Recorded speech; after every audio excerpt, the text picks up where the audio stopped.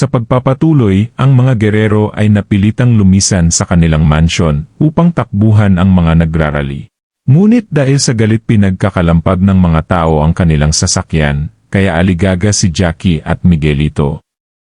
Samantalang si Vice Mayor tila bay wala lang sa kanya at patawa-tawa pa. Wika ni Miguelito, anong gagawin natin? Gayon din ang tanong ni Jackie.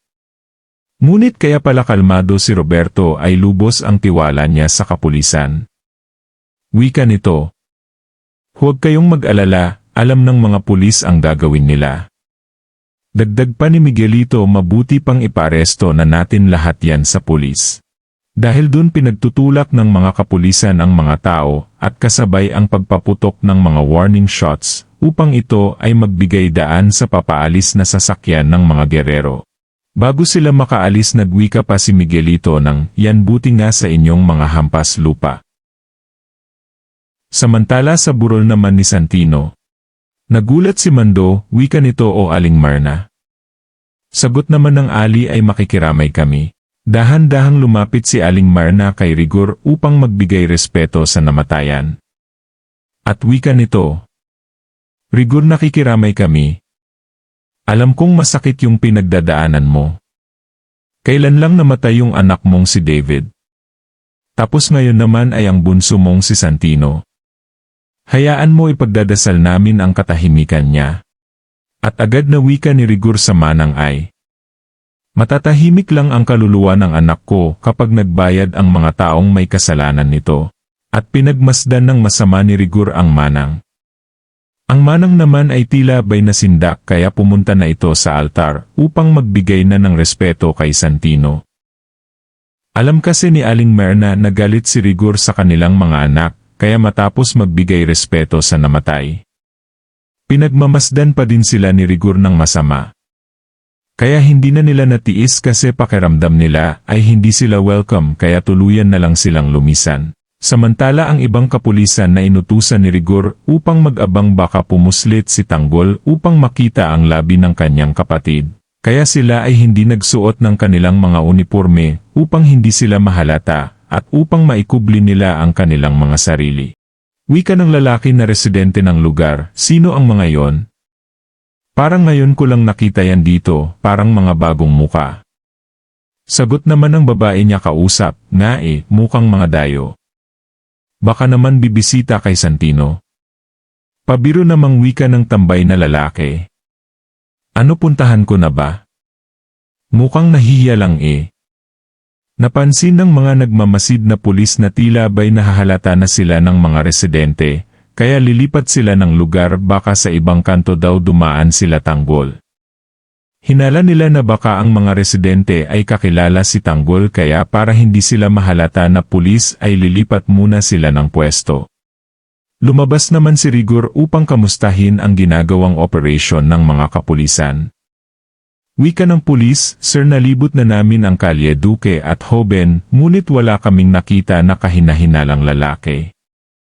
At nagparunda na din kami sa Isidro at Kalye Joaquin, ngunit wala ding napansin ang ating mga kasamahan. Sagot naman ni Rigor. Ituloy-tuloy niyo lang ang paghahanap, hindi matitiis ni Tanggol ang kapatid niya. Magpadagdag pa kayo ng units.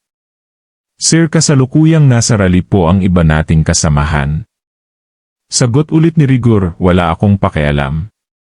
Mas mahalaga yung mahuli natin si Tanggol at kapag namataan nyo siya sabihan nyo ako kaagad. Ako lang ang papatay sa demonyong yon. Samantala napasugod si Marites sa bahay ni Rigor upang makita ang labi ng kanyang anak na si Santino, ngunit hinarangan siya ni Mando dahil alam niyang magkakagulo pag nagkita sila. Pero hindi nagpapigil si Marites dahil sabik siyang makita ang kanyang anak. Kaya dire-diretso siyang pumasok sa loob ng bahay ni Rigor. Nang makita na niya si Santino na nakahimlay, hindi na nito napigilan ang kanyang sarili sa pag-iyak. Literal na gumuho ang kanyang mundo. Kitang-kita sa kanya ang paghihinagpis ng isang ina na nawalan ng anak. Naglumpasay na sa sahig si Marites dahil hindi na nito nakayanan at tila nang hina na ang kanyang tuhod. Pilit siyang itinatayo ni Mando dahil din sa awa. Ngunit hindi mapahindi ni Mando sa pag-iyak si Tess. At niyakap na nito ang kabaong ng kanyang anak, na wasak ang damdamin habang pinagmamasdan ang kalunos-lunos na si Santino. Wika ni Mando, nakikiramay ako sa'yo. Alam ko ang bigat ng pinagdadaanan mo ngayon pero kasi baka magpang-abot kayo ni Rigor dito. Kaya Tess, sige na, nakikiusap ako sa'yo, Tess. Umalis ka na muna rito upang maiwasan natin ang may mangyari na gulo, alang-alang na lang din sa burol ni Santino. Pasigaw na sagot naman ni Marites, wala akong pakialam, hindi ko iiwan ang aking anak. Ngunit kahit labag sa kalooban ni Mando para lamang hindi na magkagulo ay pilit na niyang hinatak. Samantala si Ben ay nasa munisipyo na upang gawin ang kanyang plano na makausap si Miguelito at isuplong kung saan tumutuloy sila tanggol. Si Miguelito ay nagpatawag ng press conference sa munisipyo. Wika nito, mga kababayan.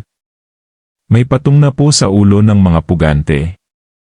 Ngayon araw ay umaasa na po ako na magkakaroon na ng impormasyon tungkol kung nasaan sila.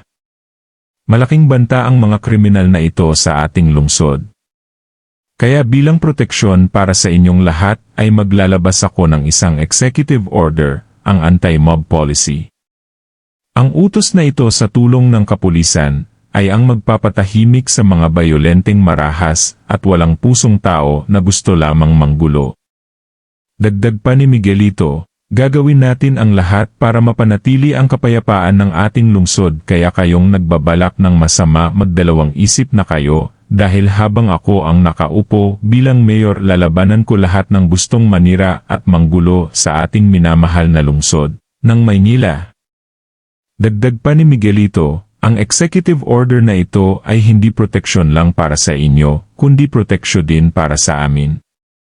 Mga gerero, dahil pinagbabantaan ang buhay ko pati buhay ng aking pamilya. Kung may masamang mangyari sa akin, walang ibang maayos na mamumuno sa ating lungsod at ito ang ikababagsak ng Maynila at ayaw nating mangyari yun, diba? At nagpasalamat na si Miguelito at tinapos na ang kanyang pagsasalita.